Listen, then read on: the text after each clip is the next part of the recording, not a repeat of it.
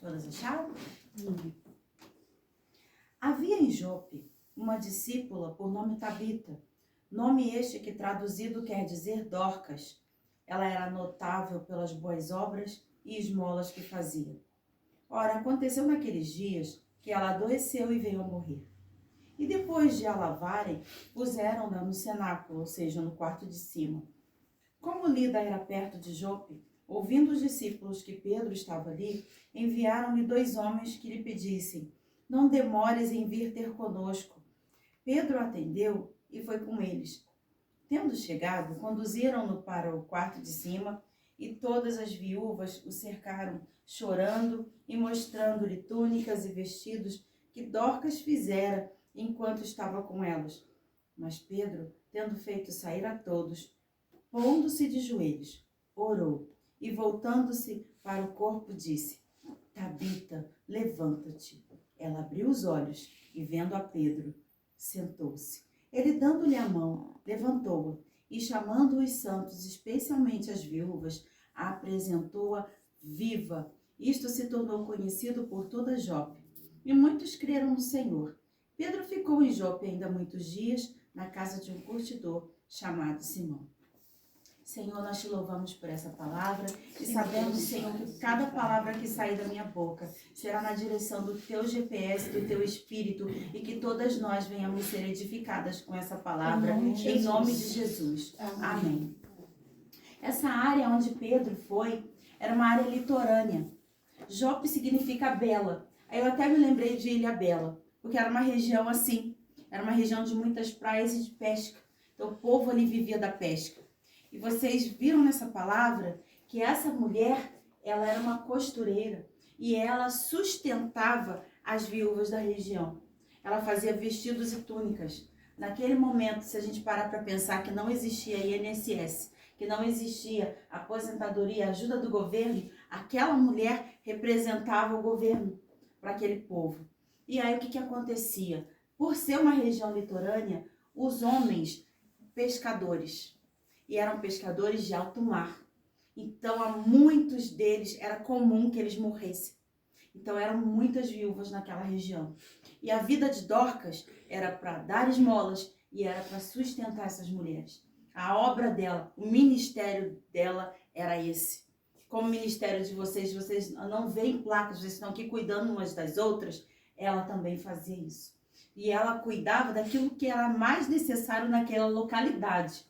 Ela não estava pensando assim: eu vou para a igreja porque eu tenho que estar limpando a igreja, porque eu tenho que estar no ministério das irmãs, Não, ela estava com a visão ampliada. A visão dela era cuidar das pessoas que estavam necessitando. Ela tinha o dom do socorro, e o dom do socorro nem todos têm. A misericórdia todos nós devemos ter, mas o dom do socorro são alguns que têm. E ela era assim, ela cuidava dessas mulheres. Como ela sabia costurar, ela era uma empreendedora, ela era uma empresária. Só que ela não vivia do lucro para si. Ela tinha o lucro dela, mas ela abençoava aquelas que precisavam. E essas mulheres dependiam dela. Eu tenho certeza que ela também ensinava o ofício.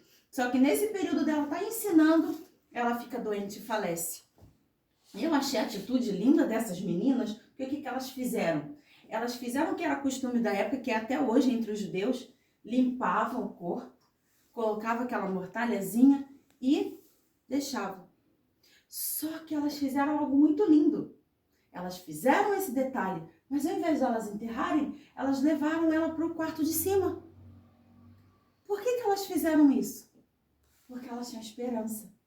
Elas tinham fé, só que elas não sabiam o que fazer. Mas elas levaram o corpo para lá. Tomaram uma posição. E aí souberam de Pedro. Pedro teve uma vida tão transformada que ele era o retrato de Cristo na terra. Aquele Pedro impulsivo, aquele Pedro que queria fazer acontecer, que cortava a orelha de mal, que fez tanta coisa, aquele homem passou a ser um homem de ouvir as pessoas, de ter compaixão das pessoas. Falou assim: qual que é esse problema? E aí falaram: olha, o senhor está sendo muito necessário, Jope. Por favor, vem com a gente. E ele foi. Quando chegou, ele deparou com a história. Sabe o que está faltando nos nossos dias? Eu ouvi a sua história, ouvi a sua história. Nós estamos superficiais. Nós somos de redes sociais. Nós gostamos. Eu adoro uma rede social. Eu estou filmando aqui, eu vou publicar. Mas o olho no olho, o abraço. Eu estava numa imersão, gente, o que eu mais fiz foi abraçar e ser abraçado. Eu ministrava, daqui a pouco vinham as irmãs me abraçando. Era um dar e receber tremendo. E é isso que a gente precisa. E a geração hoje é assim, a paz do Senhor, tudo bem? Mas já é assim, ó, a paz do Senhor, tudo bem? Sem querer saber. Então, lá dentro da igreja, quem está aqui não sabe o nome de quem está do lado. Deus não quer isso. Deus quer comunhão. Deus quer esses momentos. O partir do pão e a comunhão, a Bíblia fala que é de casa em casa. A ceia do Senhor era em casa. Depois passaram a fazer esse costume de pegar esse pãozinho quadradinho, com esse copinho, mas a ceia do Senhor era isso aqui, ó. A ceia era isso aqui. O partir do pão juntos. Jesus ensinou isso. Sentava com os discípulos, olhava no olho, sabia como era cada um. Não tinha distanciamento. Mas hoje, infelizmente. E aí Pedro teve o melhor dos professores, Jesus Cristo, e ele passou a fazer igual. E ele ouviu a história. Olha, Pedro, ela fazia túnica, ela fazia vestido, porque eram duas vestimentas, né? Era aquela vestimenta comprida, outra por cima, fazia assim. Olha como ela fazia, ela cuidava de todos. Pedro ouviu essa história e falou assim, essa história não pode acabar. Essa história não acabou. Não deu um ponto final. Tem continuidade. Ah, Senhor. E o que ele fez? Ele dobrou os joelhos. Porque quando a gente dobra os joelhos na terra, os anjos, o Senhor olha do céu e derrama, se inclina e nos abençoa. E foi tremendo isso, porque quando ele orou, e ele falou aqui, versículo 40, tendo feito sair a todos, pondo-se de joelhos, orou, e voltando-se para o corpo, disse, Tabita, levanta-te. Ela abriu os olhos, e vendo a Pedro, sentou-se. Tremendo isso, gente. A vida voltar para a pessoa, e ela voltar a respirar, e ela voltar, e ela, se eu já fazia isso, vou fazer mais. Se eu já ensinava, vou ensinar mais. Se eu já costurava, vou costurar mais. Se eu já ajudava, vou ajudar mais. Eu acho lindo que lá em Israel, as sinagogas, todas as sinagogas têm as caixinhas na porta. Então as pessoas estão indo trabalhar e elas têm 5 compartimentos. É muito lindo. Tem compartimento esmola, tem um compartimento ajudar a empréstimos para ir. Olha só, o pessoal que frequenta a sinagoga, se eles precisam de uma ajuda, às vezes um empréstimo, comprar uma geladeira, alguma coisa assim, eles vão na sinagoga. E a sinagoga empresta sem juros. Aí eles pagam a sinagoga. Olha que coisa linda. E as pessoas vão passando, opa, esse aqui, caso alguém precise de um empréstimo. 5 compartimentos, eles vão colocando as moedas. A gente quase não está usando dinheiro. Mas lá eles usam. E as moedas têm valor. Então já tem os locais certinhos. Então todo mundo está passando, não é uma coisa fechada. E não existe assim, essas divisões como a gente tem. 33 mil denominações, gente. Pelo amor de Deus.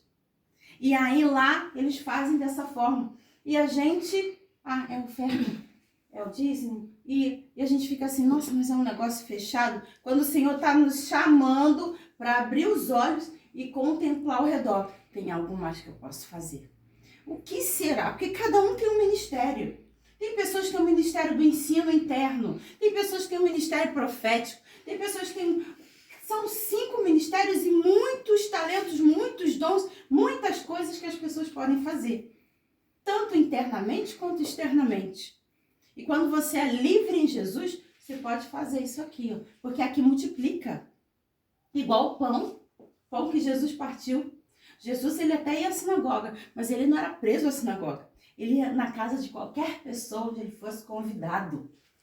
Ele estava de casa em casa partindo pão. Ele estava de casa em casa em comunhão. E ele ensinou isso para os seus filhos discípulos. E Pedro aprendeu com ele. Para, gente, ressuscitar uma pessoa. Você vê Jesus fazendo isso e agora os seus discípulos fazendo o mesmo. Tem histórias registradas e tem histórias que não estão registradas. Então aquela região litorânea de Jope ficou conhecida. Nossa, aqui ressuscitou uma mulher. Que história linda.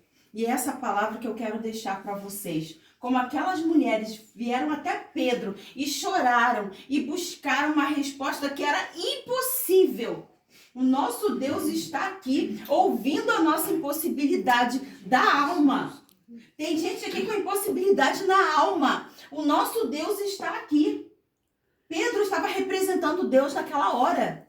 E Pedro foi a resposta. Por quê? Porque ele era um representante, um embaixador. Nós somos embaixadoras de Cristo. Glória a Deus. Nós temos algo para alguém. Nós temos um pão para alguém.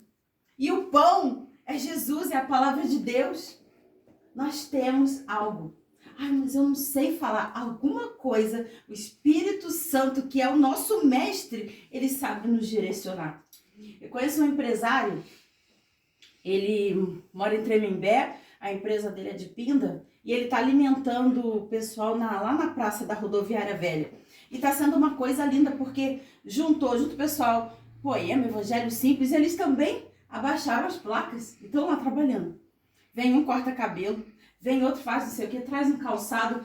Nesse frio estão trazendo cobertor e trazendo sopa. Eu falei, isso é obra da igreja, é o trabalho da igreja. E não é de igreja X, é da igreja.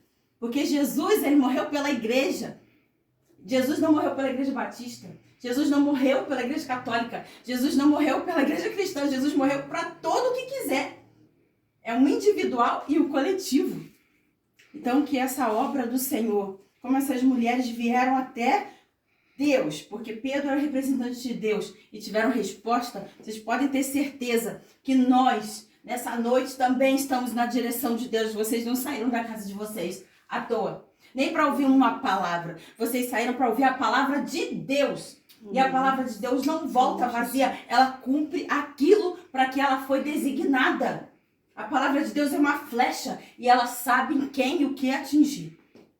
A palavra de Deus é completa, ela é viva e eficaz, ela é mais penetrante do que uma espada que corta dos dois lados. E ela corta até a divisão da alma e do espírito. Ela vai na medula, juntas e medulas. E ela é apta para discernir os pensamentos e propósitos do coração.